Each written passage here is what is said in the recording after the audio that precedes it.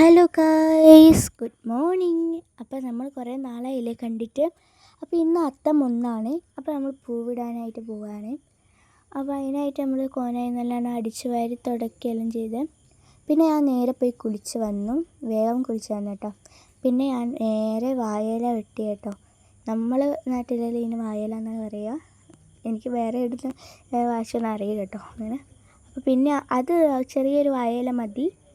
അത് കുറച്ച് തുമ്പയല്ലേ നമ്മൾ പറിക്കുന്നുള്ളൂ അല്ലേ. പിന്നെ നമ്മൾ ആ തുമ്പയുള്ള സ്ഥലത്തേക്ക് പോവാം. തുമ്പയുള്ള സ്ഥലത്ത് നിറച്ചും ചോന്നേന്ന് ഉറുമ്പാണ്. അറച്ചും കടി കിട്ടുന്നുണ്ട്. അന്നേരമുണ്ട് അവിടെ കുറേ തുമ്പ ഉണ്ടായിരുന്നു.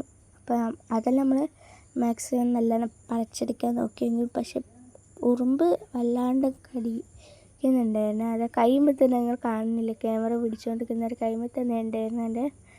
പിന്നെ അവിടെ എല്ലാം നിറച്ച് തുമ്പയായിരുന്നു. കുറേ താഴത്തേക്ക് കൊഴിഞ്ഞു പോകുന്നുണ്ട്.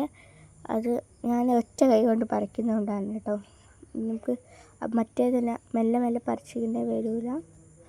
അപ്പോൾ അതിനെ ഇപ്പോൾ താഴെ ഉറുമ്പിൻ്റെ കടിയും കൊണ്ട് ഇനിയിപ്പോൾ ഇതാക്കണം. അത് കുഴപ്പമില്ല. ഇനിയിപ്പോൾ നമ്മൾ ഇതെങ്ങനെയാണെന്ന് വെച്ചാൽ അത്തോടുക. ഫസ്റ്റ് തന്നെ ഒരു വിളക്ക് കത്തിച്ചേക്കുക. പിന്നെ ഒരു പാട്ടയിൽ നനഞ്ഞ മണ്ണാറ്റെടുത്തിട്ട് അതിൻ്റെ മേലെ തുളസി തണ്ടി വെച്ചിട്ട് നമ്മൾ നമുക്ക് വേണ്ട പൂവെല്ലാം എടുത്തിട്ട് പിന്നെ ഒരു വിളക്ക് കത്തിച്ച് വെക്കണം കേട്ടോ. എന്നിട്ട് നമ്മൾ അത്തോട്ട് തുടങ്ങുന്ന നേരം ഈ പൂവിൻ്റെ അടുത്ത് തന്നെ മാക്സിമം മറ്റേ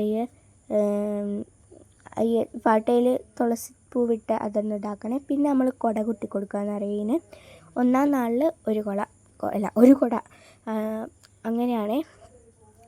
അപ്പോൾ അത് ഞാൻ കൊത്തിക്കൊടുത്തിട്ടുണ്ടായിരുന്നു.